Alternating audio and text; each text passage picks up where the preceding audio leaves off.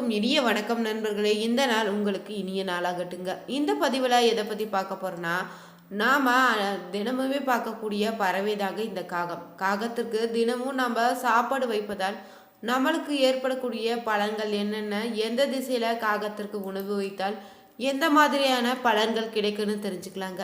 இந்த வீடியோ உங்களுக்கு பயனுள்ளதாக இருக்கும். கடைசி வரைக்குமே ஸ்கிப் பண்ணாமல் பாருங்கள். நீங்கள் புதியவராக இருந்தீங்கன்னா சேனலோடைய பெல் பட்டனை கிளிக் பண்ணி சேனலை சப்ஸ்கிரைப் பண்ணிக்கோங்க. லைக் பண்ணுங்கள், ஷேர் பண்ணுங்கள். மேலும் நீங்கள் தனிப்பட்ட முறையில் ஜாதகம் பார்ப்பதாக இருந்தீங்கன்னா ஜாதகத்தில் ஒரு தெளிவான பதிவையும் பரிகாரத்தையும் பெற்றுக்கொள்ள வீடியோவில் டிஸ்கிரிப்ஷனில் கொடுத்துருக்க நம்பருக்கு நீங்கள் மறக்காமல் கால் பண்ணி தெரிஞ்சுக்கோங்க. வாங்க நண்பர்களே, வீடியோக்குள்ளே போகலாம். காகம் பார்த்தீங்கன்னா சனீஸ்வரக்கூடிய வாகனமாகி இருக்குதுங்க. காகம் தாங்க யமலோகத்தினுடைய வாசலை இருக்குதுன்னு யமனின் தூதுவனு கூட சொல்லுவாங்க. நாம் உணவு உண்ணும் முன்னாடியே காகத்திற்கு ஒரு பிடி உணவு வைக்கணும்னு நம்ம வீட்டில் இருக்கக்கூடிய முன்னோர்கள் எதற்காக சொல்லுவாங்கன்னு தெரிஞ்சுக்கோங்க. நம்முடைய முன்னோர்கள் பார்த்தீங்கன்னா இறந்த பிறகுதாங்க அவர்களுடைய ஆத்மாக்கள் அவர்கள் குடும்பத்தை காண வசித்த இடத்தை தேடி வரும். அப்போது நேரடியாக வராமல் காகத்தின் ரூபத்தில் வருவதாக சொல்லுவாங்க. நாம் முன்னோர்களை நினைத்து தினமும் பார்த்திங்கன்னா ஒரு பிடி சாதம் கைக்கு வைக்கலாம். அவ்வாறு முடியலனா கூட அமாவாசை, மாகாளய அமாவாசை, தை அமாவாசை போன்ற நாட்களில் நீங்கள் முன்னோர்களுடைய பெயர்களை சொல்லி அவர்களுக்கு நீங்கள் எல்லோ தண்ணியும் வைத்து திதி கொடுக்கணும். அப்போது தான் அவர்கள் மனம் குளிர்வதோடு வயிறும் குளிர்ந்து நமக்கு ஆசை வழங்குவாங்க. நம்முடைய முன்னேற்றத்திற்கோ முன்னோர்களுடைய ஆசையினால் நாம் இந்த உலகத்தில் அமைதியாகவும் சந்தோஷமாகவும் நிம்மதியாகவும் வாழ முடியுங்க. அவர்களுக்கு நன்றி தெரிவிக்கும் பொருட்டு தான் நம்ம காகத்திற்கு தினசரி உணவிட வேண்டும்னு ஒரு பழக்கத்தை சொல்லுவாங்க. காகத்திற்கு உணவிடும் பழக்கத்தினால கணவன் மனைவி ஒற்றுமை வளர்ந்து குடும்பத்தில் எப்போதுமே அமைதி நிலவுங்க. காகம் பார்த்தீங்கன்னா சனீஸ்வர பகவானுடைய வாகனமாக இருப்பதால் காகத்திற்கு நீங்கள் உணவளிப்பதன் மூலம் சனி பகவான் தரக்கூடிய கெடு பழங்களிலிருந்து விடுபடலாம். இறைவனுடைய பரிபூர்ண அருளையுமே அன்பையும் பரிபூர்ண பெறுவதற்கு இந்த ஒரு வழிபாடு செய்து பாருங்க. 7:30 சனி நடைபெறும் காலங்களை நீங்கள் காகத்திற்கு கலந்த சாதம் வைப்பதன் மூலம் 7:30 சனியினுடைய தாக்கத்தை சற்று குறையுமா. காகத்திற்கு நீங்கள் உணவிடும்போது உணவையும் சாப்பிடுவதோடு வீட்டு சுற்றுப்புறத்தில் இருக்கக்கூடிய பூச்சிகள் கிடந்தால் கூட இறந்து கிடந்தாலும் அப்புறப்படுத்த செய்து, இதனால் நோய் கிருமிகள் நம்மை தாக்கத்திலிருந்து உதவுதுங்க. காகத்திற்கு நீங்கள் உணவளிக்கும் போது காகம் பார்த்தீங்கன்னா தங்களுடைய கூட்டத்தையே அழைத்து தான் உணவை பகிர்ந்து கொள்ளுது. இதை பார்க்கும்போது நாமும் ஒற்றுமையாக இருக்க வேண்டும்னு தத்துவத்தை நமக்கு உணர்த்துதுங்க. காகத்திற்கு நீங்கள் உணவு வைப்பதால் முன்னோர்களுடைய ஆசையும் பரிபூரணமாக கிடைப்பதோடு சுற்றுப்புறமும் சுகாதாரமாக இருக்கோ சனி பகவானுடைய அருளும் உங்களுக்கு கிடைத்திடுங்க. காகன்னா சொன்னதுமே நம்முடைய நினைவுக்கு என்ன வருதுன்னா நம்முடைய முன்னோர்கள் தாங்க. நம்முடைய குடும்பத்தில் இறந்து போனவங்க தான் நம்மை காண்பதற்காக இந்த பூலோகத்திற்கு திரும்பி வருவாங்க. அப்படி அவங்க வரும்போது இறந்த ஆத்மா பார்த்தீங்கன்னா இந்த பூமிக்கு நேரடியாக வர முடியாது. அந்த ஒரே காரணத்தில் தாங்க இறந்த ஆத்மாக்கள் காகத்தினுடைய ரூபத்தில் நம்முடைய பூமிக்கு வருவதாக சாஸ்திரங்களில் சொல்லப்படுது. இதன் அடிப்படையில் நீங்கள் பார்த்தீங்கன்னா நம்முடைய சாஸ்திரத்தில் சொல்லக்கூடிய விதிமுறைகளும் கட்டுப்பாடுகள் தான் முன்னோர்களுடைய வழிபாட்டில் இந்த காகத்திற்கு முன்னுரிமை அளிக்குது. இது மட்டும் இல்லைங்க, யமலோகத்தினுடைய வாசலையும் யமனுக்கு வாகனமாகவும் இந்த காகம் இருப்பதாகவும் சொல்லுவாங்க. மேலும் பார்த்தீங்கன்னா யமதர்மனும் இந்த பூலோகத்தில் மனிதர்களுடைய நிலையாறிய காகத்தின் ரூபத்தில் தான் செல்வாராம். சனி பகவானுக்கு வாகனமாக இருப்பது இந்த காகம் தாங்க. பட்ட காகத்திற்கு நம்ம சாதம் வைக்கும்போது நாம் செய்யக்கூடாத சில தவறுகள் இருக்குது. அது என்னென்ன, அந்த காகம் நம் வீட்டில் எந்த திசையில் கரைஞ்சா என்னென்ன பலன்கள் என்பதை ஒவ்வொன்றா தெரிஞ்சுக்கலாங்க. காகத்துக்கு நீங்கள் சாதம் வைக்கும்போது எச்சில் சாப்பாட்டை வைக்காதீங்க. இது நம் எல்லோருக்கும் தெரிந்த ஒரு விஷயந்தான். இருந்தாலும் இந்த இடத்துல நினைவு கூற வேண்டியது ரொம்பவே அவசியங்க. சாப்பிட்டு முடிந்த மீதம் இருக்கக்கூடிய எச்சில் சாப்பாடாக இருந்தாலும் அதை வீதியில் வரக்கூடிய நாய்களுக்கு கூட நீங்கள் வைத்திடுங்க. குறிப்பாக நீங்கள் காகத்துக்கும் பசு மாட்டிற்கும் எச்சில் சாப்பாட்டை போடாதீங்க. காகமும் பசுவும் பார்த்தீங்கன்னா எச்சில் இலைகளை இருந்து தானாகவே சாப்பிட்டா அதன் மூலம் நமக்கு எந்த தோஷமும் ஏற்படாது. நம் கையால் எச்சில் சாதத்தை காகத்திற்கும் பசுவிற்கும் போட்டால் இந்த 2 உயிர்களுக்கு கொடுப்பது தவறுங்க. மேலும் பார்த்தீங்கன்னா உடல் அளவில் சுத்தம் இல்லாதவங்க காகத்திற்கு சாதம் வைக்காதீங்க. பெண்கள் தீட்டான சமயத்திலையும் சாதம் வைக்காதீங்க. அதே போல் பார்த்தீங்கன்னா அசைவ சாப்பாட்டினை உங்களுடைய கைகளால் காகத்திற்கு வைத்திடாதீங்க.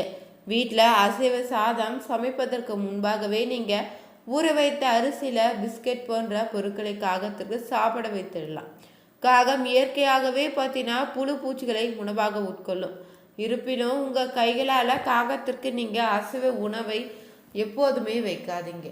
மேலும் பார்த்தீங்கன்னா ஒரு வீட்டு வாசலில் இருந்து காகம் கரைஞ்சினா அந்த வீட்டிற்கு பார்த்தீங்கன்னா விருந்தினர்கள் வருகை தருவார்கள்னு அர்த்தங்க. இது பலருக்கு தெரிந்திருக்கும். குறிப்பாக கிழக்கு பகுதியில் இருந்து தெற்கு பகுதியில் இருந்து காகம் கரைஞ்சினா அது நம்முடைய வீட்டிற்கு சந்தோஷத்தை கொண்டு வருமா, புதிய முயற்சிகளில் வெற்றி கொடுக்குமா. பார்த்தீங்கன்னா வீட்டில் தென்மேற்கு பக்கத்தில் இருந்து கரைஞ்சினா அது உங்களுடைய வீட்டிற்கு பார்த்தீங்கன்னா அதிகப்படியான பணவரவை கொண்டு வருங்க. தென்கிழக்கு பகுதியில் இருந்து காகம் கரைவதை பார்த்தீங்கன்னா எதிரிகளால் வரக்கூடிய பிரச்சனைகள் குறைந்திடும். எதிரிகள் கூட நண்பர்களாக மாறக்கூடிய சூழ்நிலை ஏற்படும். மேலும் பார்த்தீங்கன்னா காகம் சனி பகவானின் வாகனமாக இருப்பதில் சனிக்கிழமை தோறும் நீங்கள் காகத்திற்கு உணவு வைத்து வர ஒரு நல்ல விதமான மாற்றமும் பலன்களும் உங்களுக்கு உண்டாகுங்க. காகம் மேற்கு பகுதியிலிருந்து கரைஞ்சினா மழை வருவதற்கான அறிகுறியாக நாம் எடுத்துக்கலாம். வடகிழக்கு வடமேற்கு வடக்கு திசைகளில் இருந்தே காகம் கரைஞ்சினா உங்களுக்கு எதிர்பாராத நஷ்டத்தை ஏற்படுத்துங்க. எல்லா விஷயங்களையும் கொஞ்சம் ஜாக்கிரதையாக இருப்பது ரொம்பவே நல்லது. உங்களுடைய வீட்டிலும் காகம் எந்த திசையில் எந்த கரைகிறதோ உங்கள் வாழ்வில் நடக்கக்கூடிய நல்லது கெட்டதை காகங்கள் உங்களுக்கு முன்கூட்டியே தெளிவுபடுத்துது. பொதுவாகவே பார்த்தீங்கன்னா உணவு வைக்கக்கூடிய திசை தெற்கு திசை தாங்க. முன்னோர்களுக்கு நீங்கள் திதி கொடுக்கும்போது காகத்துக்கு உணவு வைப்பது ரொம்பவே முக்கியம். அவர்களுடைய ஆத்மா சாந்தியடைய உதவுங்க. சில சமயங்களில் சனிக்கிழமை காகத்திற்கு உணவு வைப்பது சனி தோஷத்தை போக்குன்னு கூட சொல்லலாம். காகத்துக்கு நீங்கள் உணவு வைக்கும்போது தெற்கு திசையை நோக்கி வைப்பது மரபு. தெற்கு திசைனா பித்ருக்களோட திசையாக சொல்லப்படுது. காகம் பார்த்தீங்கன்னா முன்னோர்களுடைய பிரதிநிதியாக பார்ப்பதால் காகத்திற்கு உணவு வைப்பது நீங்கள் முன்னோர்களுக்கு உணவு அளித்ததன் பலனை பெற முடியும். சனிக்கிழமைகளில் நீங்கள் காகத்திற்கு உணவு வைப்பதன் மூலம் சனி கிரகத்தின் தோஷங்கள் போகும்னு சில ஜோதிட ரீதியாகவும் சொல்லப்படுது. காகத்திற்கு நீங்கள் உணவு வைப்பது ஒரு சம்பிரதாயமாகவும் இருக்குது. ஒருவருடைய வாழ்வில் ஏற்படக்கூடிய பிரச்சனைகளை தீர்க்க உதவக்கூடிய ஒரு பரிகாரம்னே சொல்லலாம். காகத்திற்கு நீங்கள் சாதம் அரிசின்னு பொங்கல் போன்றவற்றை கூட வைக்கலாம். காகத்திற்கு நீங்கள் உணவு வைக்கும்போது அந்த உணவு தரையில் படாதவாறும் ஒரு தட்டில் வைத்து தெற்கு திசை நோக்கி வைத்திடுங்க. நீங்கள் வெள்ளிக்கிழமைகளில் காகத்திற்கு சாதம் வைக்கும்போது எப்படி சாதம் வைக்கலாம்னு தெரிஞ்சுக்கோங்க.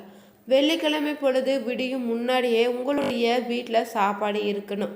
அது சாத்தியம் இல்லைன்னே கூட வச்சுக்கோங்க. நீங்கள் உறங்க செல்வதற்கு முன்னாடியே வியாழக்கிழமையில் வடித்த சாதத்தில் கொஞ்சமாக பார்த்தீங்கன்னா தண்ணீர் ஊற்றி சமையல் அறையில் வச்சுடுங்க. வெள்ளிக்கிழமை விடியும் போதே உங்கள் சமையல் அறையில் சாதம் இருக்குதில்ல. வெள்ளிக்கிழமை காலையில் எழுந்தவுடன் நீங்கள் முதல் வேளையாக இந்த ஒரு சாதத்தை தண்ணீரோடு கொண்டு போய் காகத்திற்கு வைத்திடுங்க. வெள்ளிக்கிழமையில் காலை இந்த சாதத்தை சாப்பிட்டு காகம் தன்னுடைய பசியும் தாகத்தை தீர்த்து கொண்டுச்சுன்னா உங்கள் குடும்பத்திற்கு பார்த்தீங்கன்னா பரிபூரண ஆசை கிடைத்துடுன்னு சொல்லப்படுது. வெள்ளிக்கிழமையில் நீங்கள் மதிய நேரத்தில் காகத்துக்கு சாப்பாடு வைக்கலாங்க.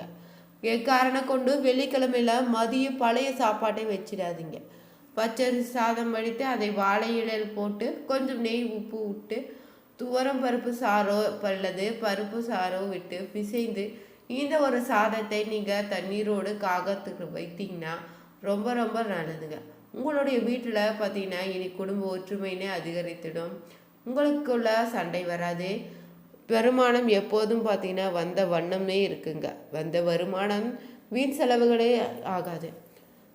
ஒரே ஒரு வாரம் மட்டும் இந்த ஒரு பரிகாரத்தை செய்துட்டு ஒரே ஒரு வாரம் மட்டும் காகத்துக்கு சாதம் வைத்துட்டு என்னுடைய பிரச்சனை தீரலன்னு சொல்லாதீங்க.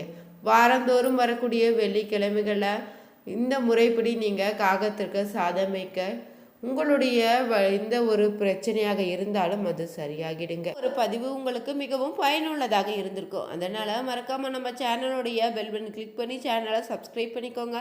லைக் பண்ணுங்கள், ஷேர் பண்ணுங்கள், கமெண்ட் பண்ணுங்கள். அனைவருக்கும் நன்றி நண்பர்களே.